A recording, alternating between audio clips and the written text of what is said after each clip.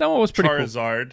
Are all their bosses just Pokemon? Stop doing Whoa, Pokemon. he knows what he's No. talking about.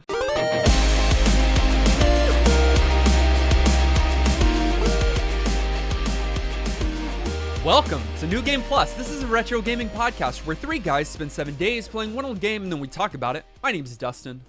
My name is Kenny. Nolan here. And this is episode 427. The question of the week is, what is your favorite weapon from any video game? This is probably the hardest question we've ever asked. Really? Because half of what makes video games cool is like cool video game weapons. That's half of it? There's so many good answers. Like there are so many good answers. I already know what answer you're going to go with. No, you don't. I don't know what his settled will on be. one, but I don't like it. I don't like it, and I don't actually think it's my real answer. But I put one down because I had to pick. Okay. But I think there's way better ones, even than that. Then, so guess. based Guess on what I that, guessed. you're not going to go with, although you did consider it, the energy sword from Halo 2. I did not consider it. I definitely considered some Halo 2 weapons. The spine but one? What is that one called? The Needler? The Needler? Needler, I people would have loved done that. Needler before Energy Sword. I also thought of or the even just Battle Rifle, yeah. the over Energy RP. Sword. I always get the name wrong, but from GoldenEye, I used like dual RP. RPK. No, That's the worst gun. I didn't use the RPK. PPK, No. the golden gun. No, I mean- Walter, isn't it the Walter PPK? Walther. I don't know anything. I don't about know, but they guns made up or guns GoldenEye. for theirs, and I can't think of the gun. You right used now. Clobs. He had I dual did not use. Clobs. No, I mean Yes. those weren't bad. They Okay. were so bad. Can we just say rocket launcher? Pick your game. No, we Oh, can't because that'd be a they're good different game to game. You used Here's Clobs. my answer though. Hook shot. Not a Ocarina weapon. of Zelda. Time. You can't say Absolutely a weapon. that. No, It I'm just not allowing you to stuns say them. that. That's not a I weapon. mean, it's 100% a weapon. No, it's not. And Sure. No, it's not. It damages stun- enemies in Ocarina of Time, but It it all, stuns them, right? But it, Doesn't it stun? but no. Main weapon, Kenny. No, he can. That is a I utility can pick item that you whatever get I in order want. to that complete. can be used as a weapon. No, That's a that you weapon. get across gaps with. At least rarely Kenny use it has as a given a thing that does strike people and enemies. fine, Like then lightsaber, just on principle. I'm changing my answer if Nolan's going to make me change my answer. He's not gonna give you lightsaber is from a lightsaber. movie. You know how many video games have lightsabers in them? Which The which Star Wars game? ones. Whose lightsaber? Doesn't matter. I'm just answering on principle now. Mace Windu's. You can't though, use of hookshot. course. I'll Purple- accept- No, purple lightsaber. Okay, fine. wow. What? Tell me about it. Tell me your favorite weapon then, and I'll judge you. Mine? No. Yep. Tell me. Master sword. Oh no, stupid. At least it's a main sword, and you can't say hookshot. No one's complaining about Master From Sword. what It's game? The game classic. where you can only use it a limited amount of times before it has to charge up again for the next hour, where you can't Heck use it. no. Specifically from Ocarina of Time. Just because You that always- moment's epic, and it's used as a tool to travel between time. Like it's Okay, got, if you're doing a it's- sword from Ocarina of Time, the Big Goron sword is way cooler. I mean, I'll give you that. You can say that. But Don't the you broken, have to do a lot of weird stuff to get that? the boot. Yeah, lot you of have to weird collect a stuff. lot of. You have to do the trading quests, and you can get the bootleg one that like breaks when you slash it at one time. That's It's something. really funny. Dustin, favorite weapon? This is not my answer, but I will shout out the Buster Sword because why not? It is amazing. It's okay. It's from a video game called Final It's Fantasy VII. it's overdone. But yeah. It's overdone Yeah. because of how great it is. It's iconic. I get Yeah. it. To To be and you like honest, the game. it's not even my favorite weapon, of course, from that game. Like Ultima Weapon no, is there's amazing. way cooler ones. But Yeah. I loved the Apocalypse Sword. It was weird and different, but the best thing was that it had triple growth slots. So you place your materia there and it grows at triple the rate. But I feel like all of my answers come from like 3 games. I think the Hidden Blade in the Assassin's Creed series is pretty epic and sweet. And I love that one. So Alright. that's my answer. I'll give it to you. Nolan might not. I'll give it to you. No, I will give you. It's a blade. It's the main weapon of the main character. You stab. That's fine. A hook shot's not fine. From characters armed with guns and swords and traversal items to talking about a character armed with Let's No. talk about our retro game of the week, Beyond Oasis. Overview. Beyond Oasis is an action-adventure game that came out for the Genesis in 1994. It was developed by Ancient, and it was published by Sega. Ancient partnered heavily with Sega in the 90s, working on Sonic the Hedgehog for the Game Gear. Not the main one. And Streets of Rage 2 and 3, I think. So they actually made some pretty big games. They also made some games with Nintendo as well. But I thought I recognized their name when I saw it this week.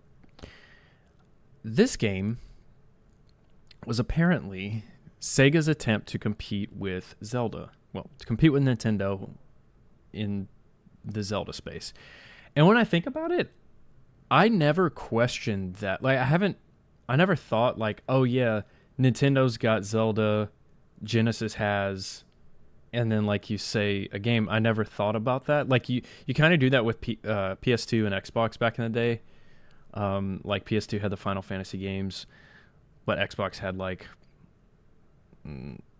That's a bad example. I didn't have. They did have their own. There were There more are some, copies between the two competing with each other, but I've never been like, oh, let me go see what Genesis had so I can fill the Zelda gap in my life right now. Yes. Secret of Mana maybe is probably the closest I would have come up with if I was trying to answer that question. I don't know if I think ever would that's have on the answered that question. Nintendo. Oh yeah, just I mean that era. Oh Last- yeah, Like different console, Yeah. but like competition. Right. Last Is week- it even different? Last week Regardless. we played a game that many compare to Mega Man, and Right. we collectively said no. No. And so we Yeah. decided not to center our conversation on that. I feel the same way this week. I'm okay if that was their answer to Zelda, but it is certainly not Zelda. yeah. Here's what happened. We'll just like cut to the chase because they were like, we need an answer in that space. Okay. So let's go to a developer that we trust. Okay. Ancient. And they went to Ancient, who did Streets of Rage. And so And they who were had like, never done an wow. action adventure so they game were before. like, let's do an action adventure You're game. right. And then the action adventure game ended up actually being a beat 'em up. Kenny just put it all Wow. together. I didn't think about the Streets of Rage connection. That makes And we'll get into it. That makes a lot of sense. And I read that they had never done an action adventure game. This was their first one. Okay. So they were really taking what they Right. knew and may have played, someone on the team played Zelda, but no one else did. And so then they made a game. I think you also have to be careful too with not making it too similar, like legally, you know. Nah. But anyways, that was when you play the game, you'd be like, oh yeah, this was them trying that. And 94 would have been like prime time for them to start competing with Zelda, with like Link to the Past and stuff. In this game, it's an action adventure game with maybe some beat up elements, but in this game, a war has raged in the past between gods, warriors, these two guys that were wielders of armlets, bracers, if you will, that gave them powers. And you play as Prince Ali, who finds the gold armlet and then must go on a journey. Your dad's king sends you on a journey to go and find how to unlock the spirits that lie within the bracelet to give you powers and win. Outside of the States, it was actually called The Story of Thor. So I don't know if Ali Which is a terrible name. was even the, like, maybe for us they made it an Eastern kind of thing, and then for them they made it like a Viking kind of thing. I don't really know. Was it sort of like Norse? Was it like skinned differently? The Story of doubt it. Thor. I think maybe that comes from, so when it's in the game, when it's telling you the story of the gods of the god original... looks a little Thorish, the guy that holds the gold armlet. I guarantee you that's probably what it is, and they didn't change the theme of it. But I don't know. Maybe not. Gameplay. In Beyond Oasis, you are openly traversing an overworld. You are then going into a variety of dungeons, and in those dungeons you fight enemies and solve simple puzzles so that you can get a key to go deeper into the dungeon. At the end of the dungeon, you fight a boss, and then often you are freeing, I think, these spirits, these elemental spirits that then will work with you as you rinse and repeat. Go through the overworld, find a new dungeon, use the element that you have to traverse the world, kind of like Kenny's favorite weapon, but it's a spirit this time, and it will help you get deeper into the dungeon, get a new spirit, save the world. It's the Zelda formula.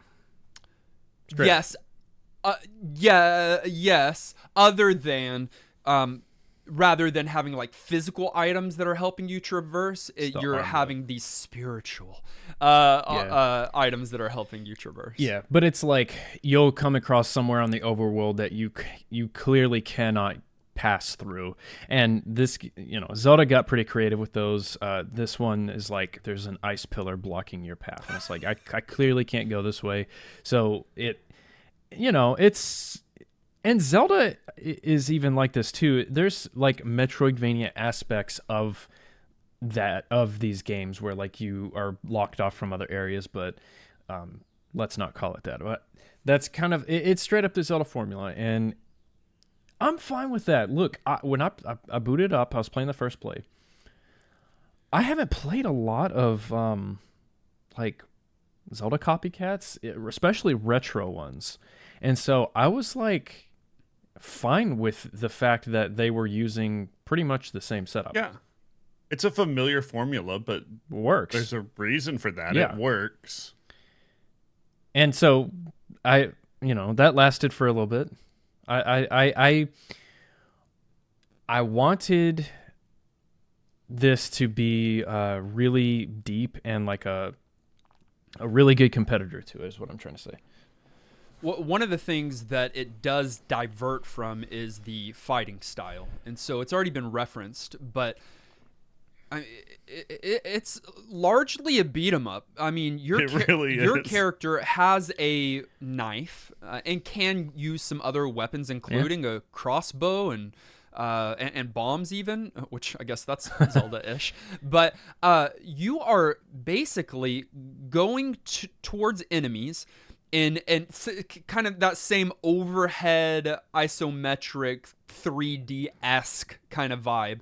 And you are getting next to an enemy, and then you're doing a series of button inputs, including the D-pad on this one, to almost a little bit fighting game style. Yeah, I mean, there's even combat moves where you hold the attack button and you press like forward, and then Ollie will do like this backflip where he's kicking the enemy in the way. So like there are a number of inputs that you can put in to do combos that include not only stabby stab, but kicks, punches, and all sorts of things.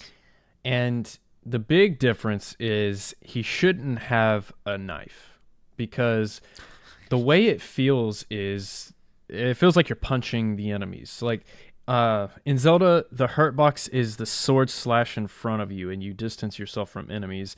This one, you need to be in melee range of them. You need to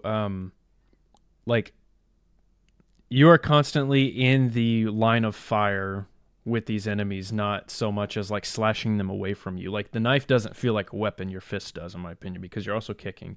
So yeah, you're jumping and kicking, you're spinning and kicking, you're stabbing, you're spinning and stabbing. Like there's you're jumping and backflipping and stabbing. Like he really is kind of a little bit of a brawler. And I didn't put two and two together with the Streets of Rage thing or the beat 'em up thing, but it totally the combat feels 100% beat 'em up. Yeah, I mean, straight up that's what you're doing, because unlike a lot of these action adventure games of the time, you have a jump button, a dedicated jump button. So this can be played with Sega's ABC controller, the three buttons. Although it could use also the, what is it, XYZ? Those are the other there three? was a 6-button Genesis. Yeah, the 6-button one. Because you had even though you've got 3 buttons, A, B, and C, you've got a lot of work on each button. So like I think Right. especially when you start getting these elemental spirits, there are maybe dozens of ways to use the A button between attacking, between using each spirit differently. There's a push A, there's a double tap A, there's a hold A. Yeah. For each of those spirits, and then like a dismiss the spirit button, and then the spirits, there's a variety of them, and so each of those are going to give you completely different outputs. It's a lot of stuff to keep track of, though they do keep the inputs consistent between the spirits. So once you learn sort of basic move, secondary move, like whatever else, those are going to be internalized.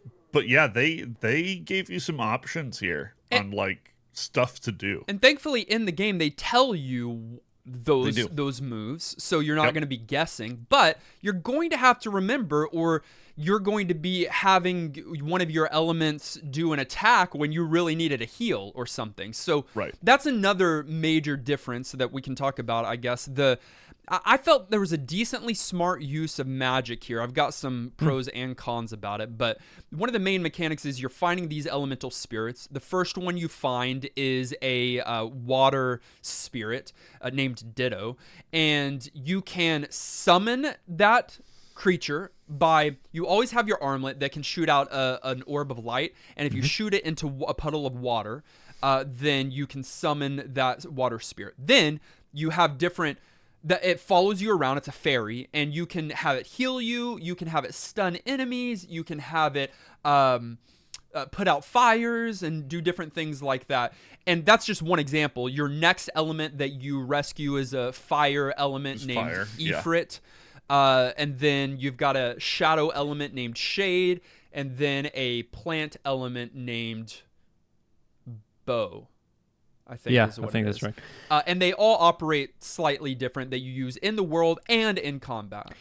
I was pleasantly surprised by the summon nature of those things, where they could have easily done, like, call them spirits and whatever, and have them appear and look like these spirits, but be a one-time use thing. It drains like your magic, and then it goes back into your armlet. But the fact that they like follow you around, like, I think that's pretty novel and really cool. A really cool take on abilities or on like utility items. It made you feel like when you had a different summon out versus the other one, it made you feel like you're playing in that mode of what their benefits are, and I actually really liked that. No, they did feel really different, and they felt impactful. Like, having your summons available, like, certainly helped in some really important kinds of ways. And I actually love the fact that they gate it, both for just sort of like story immersion reasons, the idea of like, you got to be around water to summon the water spirit, but also for like game design reasons. You don't just always have the spirits. You're going to have to be on your own and fighting some stuff and figuring out some puzzles without the skills that they have. But then when there's a place where there could be some interesting interactions, or you need to figure something out, them providing you with water, and sometimes they do it really subtly. It's not always real clear. Sometimes it's super obvious, but like, I don't know. I thought that was I agree. Unique, and it kind of worked for me here. I think it's a good game design thing. I don't love it. I think it. You wanted to summon anything at any point? Yeah, or gate it, but then at a certain point give Ali an item that allows him to summon at any time, because then you'd feel really strong if you could just summon whenever you wanted at some point. I do think that it's somewhat limiting, because it basically is telling you you're going to need the shadow to get past this section. Like, it kind of gives you the cheat code. Like, it's a little hand-holding in some places, and it's a little linear in some places as well. Very. But like, I don't know that this is trying to be a super deep kind of game. The game is relatively short. I think it's super puzzle light. There's there's certainly puzzles. Sure. Exactly. There's certainly puzzles, but they're not the appeal. They're mostly sort of just like icing kind of dungeon flavor. And so I think it fits sort of the vibe of what they were going for.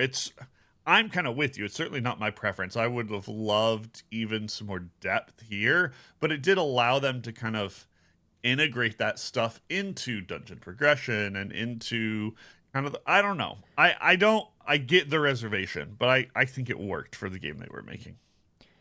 Did So- you have a favorite spirit out of those 4? I don't know if you even got to all 4, but was there one that you liked using and for any particular reason? I like Kiefer because he looks like Genie from Aladdin, but he's red. He is great. And he helps fight. Like, he just goes up to enemies and starts brawling. Start punching him in the his face. just like brawl ability was really welcome. The tornado you can summon with Ditto was kind of cool. That like She never hit water anyone tornado. when I summoned that. Bad aim. It would go around like crazy, but not hit like anybody. all over the place. The shadow one was pretty cool because you've got a few different uses. It is like a hook shot, so a shadow comes out, grabs something, and pulls you across, or grabs an item that's out of reach. But And pulls it towards you. yeah, but my favorite thing of that is that you could kind of just become invincible for a little bit, and your shadow will take the hits. Yeah. I mean, Right. that's good. For me, with Zelda, the highlight. Kenny, you said that the puzzles were not the highlight. It wasn't what they were trying to. It wasn't the main event here. And I guess my feel like question is, what is? Because my favorite thing about Zelda has always been the dungeon experience. And so the dungeons here, I would start them and start having a lot of fun. Like, hey, I found a key. This has some promise. These rooms all look very different. They have different enemies in them and stuff. There was this hidden room, or the only way to get to this door, I had to jump off this thing to go a back route, and that was kind of clever. Like, there were moments that felt good and rewarding dungeoning. Yes, but it would end, and I'd be like, that felt super stripped down, and uninspired. And I like dungeons to be confusing and difficult, and I like to stay in them a long time. I like the theme of them to just kind of consume me, and then when I'm done, it's like you come outside and it's like a breath of fresh air. And so the dungeons for me also weren't the highlight of this game, and I really feel like there's wanted them to be. probably some Zelda dungeons that you spent longer in Than the whole game. your entire playthrough of this game Sure. would have been. Water Temple. Yeah, I agree. Particularly in Link to the Past, those dungeons I just remember with and getting the map in there, and then having to get a master key to be able to get into the final. Like there are so many memorable dungeons there that present a good puzzling challenge, and the puzzles here, I feel, is what was really stripped down. It's more focused on the combat, I would argue. Right. Yeah, if you enjoy the way this game does I combat, agree. like if you want that sort of beat 'em up brawler kinds of things and enjoy some of that kind of action RPG like setting, I think you're going to absolutely love it. Because they get spammy with those enemies too. Oh, Absolutely. my goodness. And there's a lot of them. You're doing it again and again. That's this kind of game. But there was also a little bit more variety of enemies than I initially thought there was going to be. Not a ton, but you got sort of your knights that attack. You got small creatures that fly around. Like, you have a number of things that you have to learn and adapt and be aware of. Like dungeon sort of interactables that you're having to dodge, or wind or water that's happening. Like, there's a lot going on. It's a lot of the same enemies over and over, but they don't just like do the same thing in the same way forever. Like, they mix it up some. I do agree that they mix it up. However, you're doing the same thing, is what I felt. It's you're just spamming it's them, yeah. spamming them until is what a beat 'em up is, right? That's what a beat 'em up is. You've got some technicalities behind what you're doing, and you can do it in more flashy ways, but you're doing the same thing. Yeah. Right. And some moves are going to work better against some enemies or work situationally. And so if you like that sort of combat sort of strategy, I want to learn all my moves. I want to use the right things at the right times. I want to swap weapons appropriately to help me like kill enemies efficiently. There are things to think about and enjoy, but it's sort of the primary thing you're going to spend most of your time doing. How the weapons work, I think, is something we should definitely discuss. Because you Zelda have your knife took that's forever. The formula. Absolutely. Zelda stole this one. Okay. They were like, we're going to make possibly the best Zelda of all time, or at least the most popular Zelda of all time, but we're out of ideas. Let's go back to other games for inspiration. And they were like, Beyond Oasis. The menu even does kind of look like it. It's like squares. That's where You we need to filter go. through the squares, and they get the durability. And it's durability based weapons where you can only attack with them so many times. That is the main thing that they stole from this game. And I will honestly say, although I hate breakable weapons, I don't think any game is better because of breakable weapons. I do think that they give you plenty here that it's not too bad. I felt it a little bit early on because, like, with the first boss, which we'll talk about bosses, like I lost my, what was it, a broadsword? I don't know, but a 10-use sword. Yeah. Thankfully, which I guess is duh, but it's not ticking down it on misses because I'm missing a lot. Yeah. Only on hits. On hits. But still, 10 is low. Small. But you've got your main sword and a few other weapons that you can get, some of them through difficult circumstances in the game, that are infinite uses. Oh, there are other infinite? You do find, some other infinite weapons as well beyond your main one, which was nice. Because when I was first trying to figure out the system, your main knife has infinity symbol underneath it, and the other ones have like 5 and 10. I was like, the knife does infinity damage? I was like, why would I ever use this 10 damage sword? Yeah. I never liked that. I don't either, because it's also inventory management, which doesn't need to be in a game like this. You're gonna have to at some points you're gonna have to drop weapons to pick up other ones. Or use the crossbow at a wall until it's empty. At a wall. What? Yep. That's worse with items than it is with weapons. Unless you're taking lots of damage and having to constantly eat. The consumables, yeah. But the consumables work the same way. They pop up in a little grid for you to consume, which I felt like their UI was clean, relatively easy to understand. I love the UI. That was well done. But you've got this grid of, I don't know, like 4 by 6 slots or something. Maybe only by 5. More you have than 20 or 24 items and that you can hold at once. But that's it. Once you're full, if you're wanting to pick something else up that drops, you got to consume or drop something else. All they're giving you are items to heal or give you mana. So it's not like you're... Thankfully, you're not having tons of items for other uses. It's only for those two, so you're going to be using them... or you don't need them. So. I'm with Kenny. Breath of the Wild looked at this game and stole a bunch of stuff.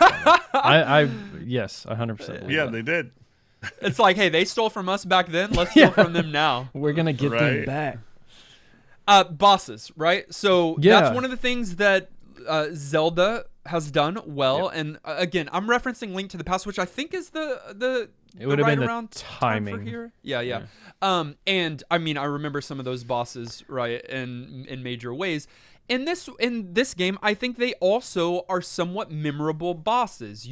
I remember in particular the big red dragon Big red dragon was very detailed, but also they each have different fighting styles. And one of the things that I really respect here, and you don't get around this time much, you do today, but during this time you're not, is that they have a new phase that starts at half health. So once their health is down to half, you noticeably notice them switch up, which helps you or needs you to change up your tactics so that you can take them in the fresh way. And that's like a standard in modern gaming, but back then it wasn't. No. Yeah. And I did appreciate that. It added some complexity to the bosses, which were already decent, I thought, like in terms of difference of fighting versus the normal guys. Like you had to do some dodging, you had to do some mechanic learning and timing stuff.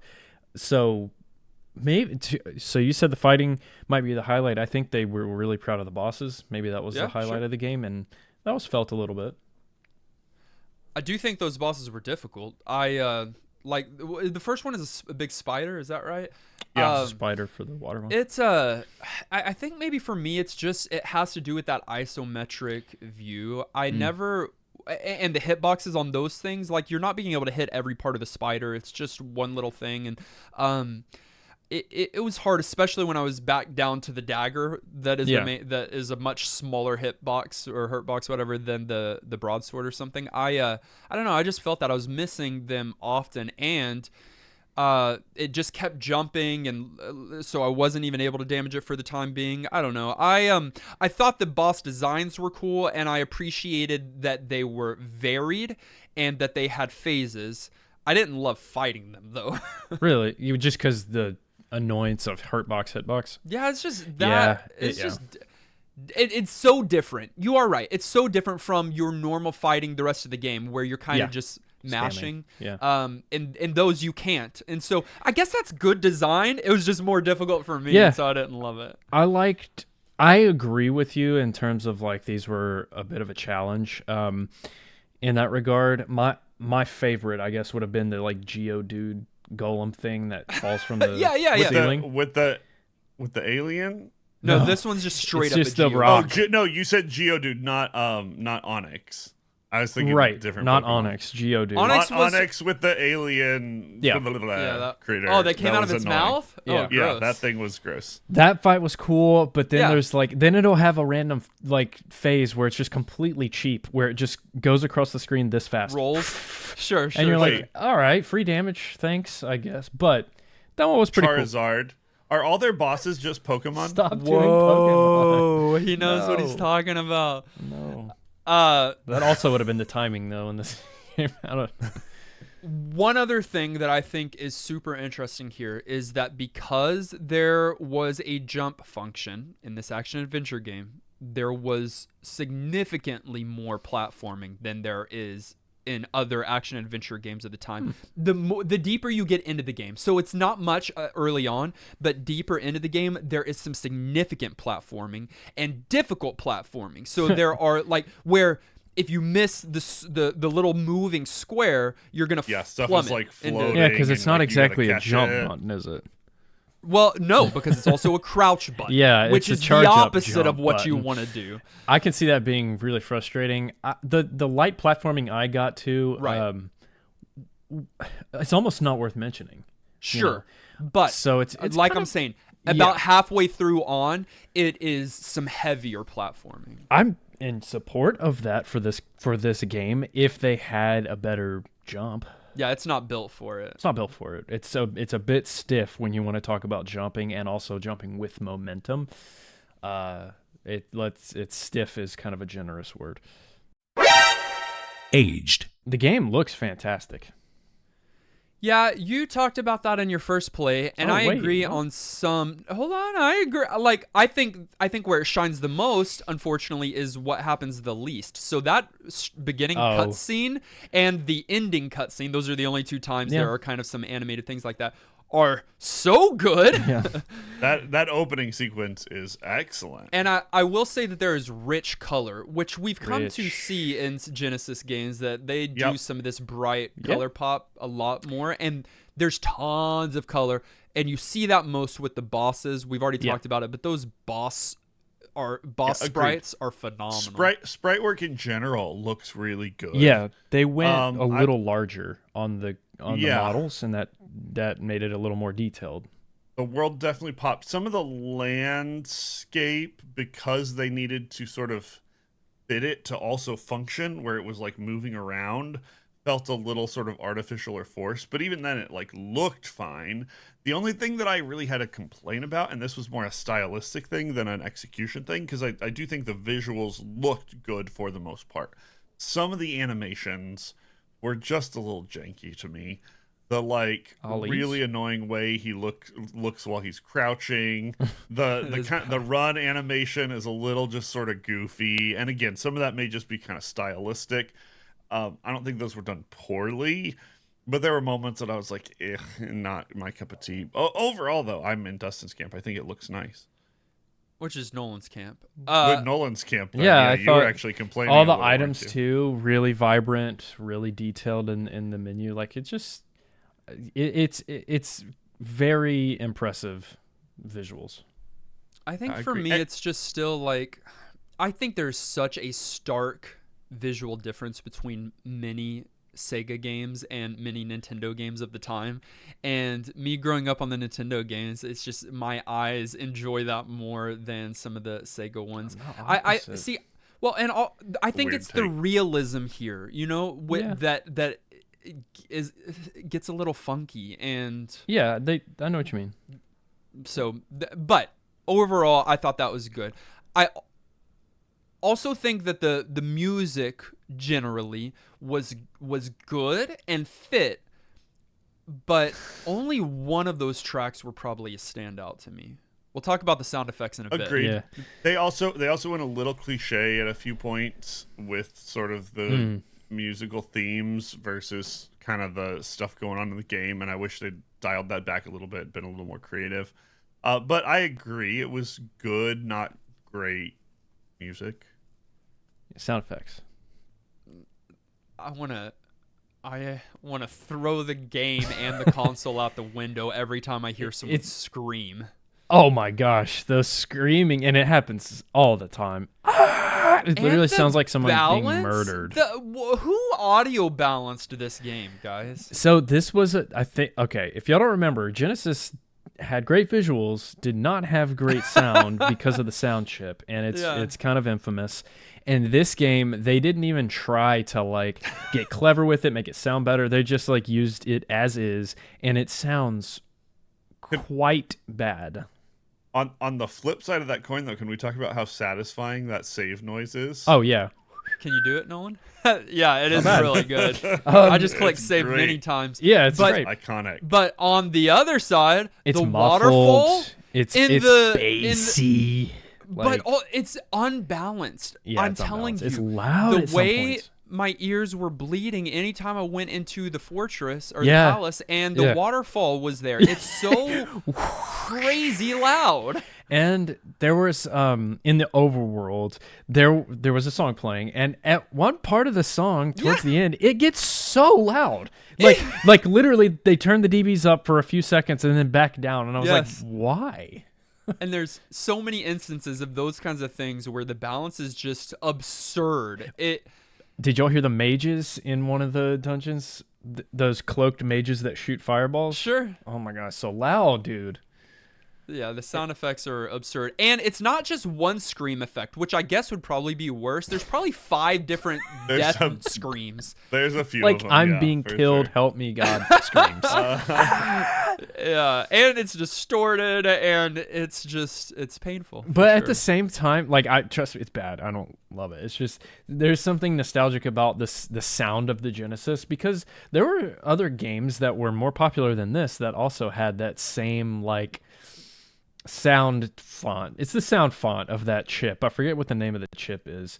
It's just other games got clever with it and maybe didn't overuse sounds, so you didn't get tired of them as quickly. But in this one, I mean, you'll notice it. It draws attention to itself for sure.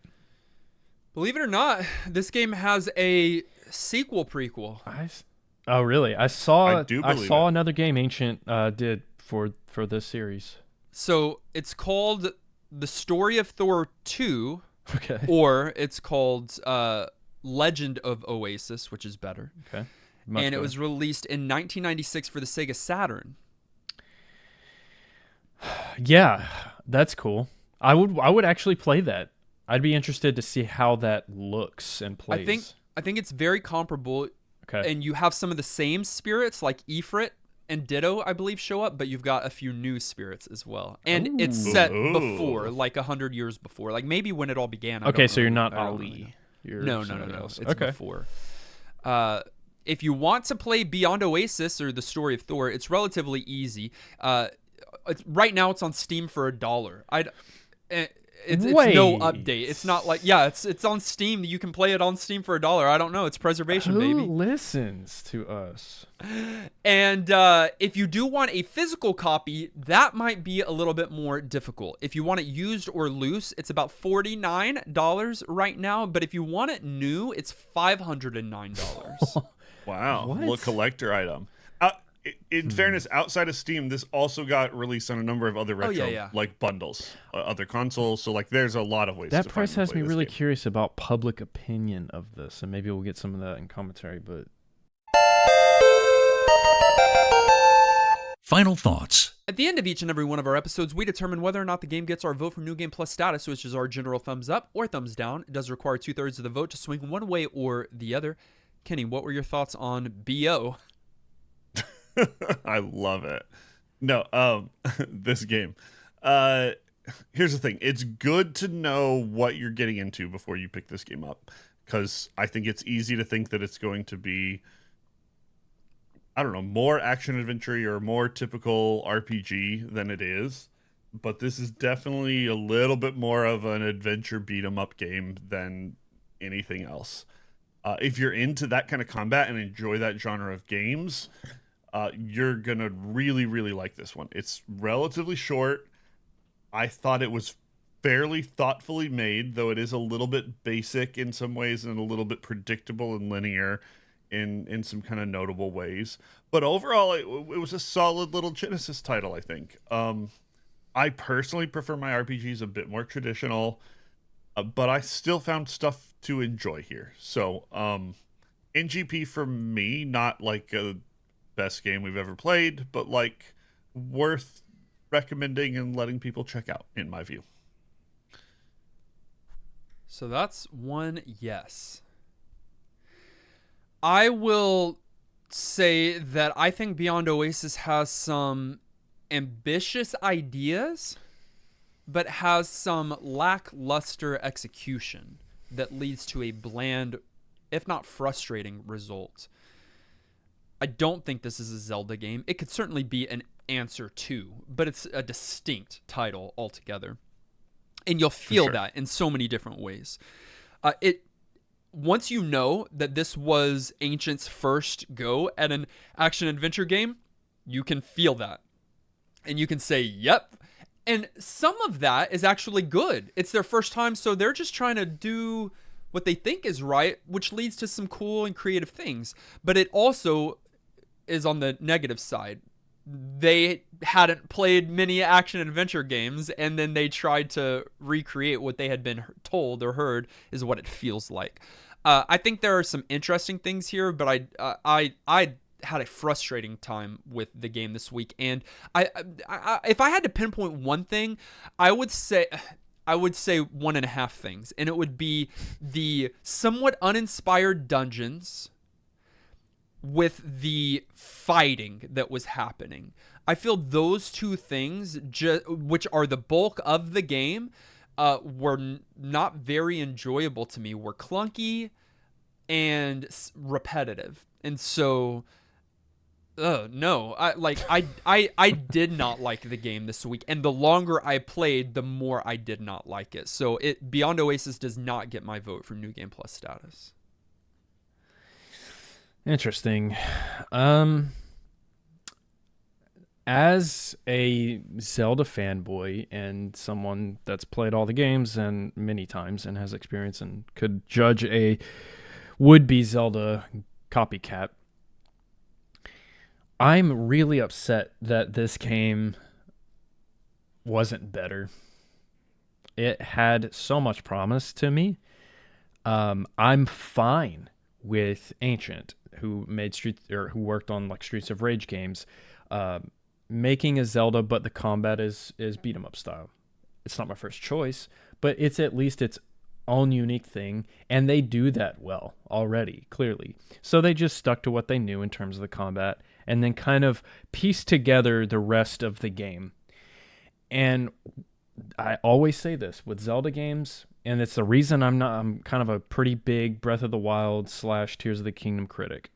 I like the games, but as Zelda games, I've always had issues with them because I missed the deep traditional focus on dungeons and puzzles and thinking and being stuck. And this game tries to do it, and I think it's a little too stripped down. I think it's a little too bare bones, and like you'll have a brief little break to do the dungeon, and then you're back to the overworld, which I think is a really boring part of the game and really grindy. Not in the sense of like grinding and getting items and stats. It's they just spam you with a bunch of stupid enemies. I can't give a New Game Plus. I really wanted to, but the more I played, the more I realized this game just didn't quite do it. So no New Game Plus. Thankfully. Beyond Oasis is not New Game Plus certified. But what did you think on our YouTube poll? 36% said yes, it's worth playing today. 8% said no, and 55% have never played it before. I feel like 36 is kind of high. Yeah. For a game like this? agrees with me. So Well, let's see if our specific community who played along with us this week and wrote in their thoughts on Beyond Oasis agrees with you or not. Bro Jim said this game was sold as Sega's answer to Zelda, which really influenced, unfairly, my expectations of the title. This is clearly a top-down beat-em-up, sharing more with Streets of Rage than Zelda. Most of the game is going screen to screen, fighting enemies with a fairly robust combat system featuring pseudo-fighter combos. It's hard to say where to land on this. It is unique, to be sure, but there's so much frustration in me when I think of the potential. Alas, the potential selling points become a tool to heal, to fake hook shot, and to ineffectively light a fire rather than an interesting power-up. I'll probably finish the game just to see how it all comes together, but this one is a game better watched on a Let's Play than experienced by the masses. No NGP. Yeah.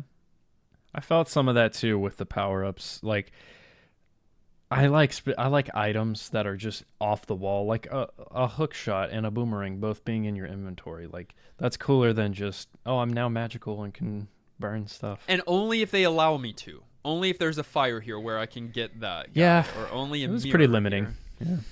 J-Top said, Prince Ali, fabulous, he, Ali, Ababwa. Why the ending so hard? Ask the... They Ask- didn't write it like Ask that. Robin Williams. Was he the genie? Yes, but Yes. yes. You can't ask him. I can't ask wait, him. wrong IP. This was my first time playing this game this week, and I gotta say, didn't really feel it. Seems like a we have Zelda at home kind of deal. Those agonizing screams from downed enemies may haunt me forever. It was so unexpected and just so loud. The gameplay felt okay enough. Graphics pretty good for Sega. This genre of game is not really in my wheelhouse, so I might not be the most qualified on whether it's NGP or not, but no NGP for this guy. Just couldn't get into it. And every time I saw the name Prince Ali, I just kept singing the song from Aladdin. I guess this wouldn't be a real game review if I didn't use the word uninspired, which is exactly how I felt about this game. I liked the theme I will here. I will agree that I had the song in my head all week. Really? I like the Oh, yeah. character, actually. I like the theme here. But, like, it also doesn't stick to that super hard. Like, it kind of sets it up like that, and then it drops it. And then it goes, like, medieval. Yeah, I don't know. It was, all over the place. Flumbus, someone you might know, and that might be editing us right now, said the year was 1994, and the 16-bit era needed a Sega-flavored answer to Zelda's crown. Story of Thor certainly looks the part, but after coming back to it this week, I have to concede that the gameplay needed a bit more time in the oven. This is especially true of the combat. Given the movement mechanics on display, if the rhythm of the combat had been approached in a slightly more sophisticated way that complemented the pace of the battles, we might be looking at a rudimentary form of the elements that make Dark Souls so popular today. But they weren't, and we are not. Instead, what we have is just a very pretty looking hack and slash adventure that prides its style over substance, showing a lot of promise it never quite fully delivered on. I still enjoyed my time with it, but I'd hesitate to call it a must play. Well said. That's pretty much what I thought, too. The pacing does feel way off in the combat, specifically. Finally, Chris Wynn said, Beyond Oasis is a game I've been meaning to play for years and years. Its stellar reputation preceded it with, and the Genesis nerds hold it in a very high esteem. Now that I've played it, I don't know why. The controls are unbearably sluggish, the magic system unintuitive, the combat is shallow, and the music, by legendary composer Yuzo Koshiro, is hard on the ears. Even in 1994 standards, games like A Link to the Past and Secret of Mana dwarfed this game years beforehand. Heck, we were getting experiences like Final Fantasy VI and Earthbound within months of this game's release. I have no idea where the love for this game comes from. Beyond Oasis is beyond obtuse. I feel gaslit by this game's fan base, not even close to NGP from me. I gotta say, Wow. if I would have played this back in the day, because I was a Genesis boy, I would probably defend this game with my life. I'd probably be one of those annoying people. It's got to be that, right? Because you play it today knowing other games of the era and where it came from. It's like, how? It doesn't really hold up. Well, Kenny, you're in the minority today. I guess. I don't know any of our sort of understandings of the game were completely different. I think just the kind of where it ranks given what it is. I don't think any of us think it's the best game of all time or anything. I do stand by it's worth checking out and playing a little bit though. Well, that's not going to be the final word. It's not worth playing, according to our community. Officially, it is not NGP certified. You're correct. But for now, we're setting aside Beyond Oasis, and we are randomly selecting the game that we'll be playing for the next 7 days. Any genre, any console, 15 years old or older. Randomizing now. 1986. Ooh. Is when this game released as a spin-off to another title that was pretty popular. It was made by Mech, M-E-C-C, for the Apple II. Oh no, an Apple II?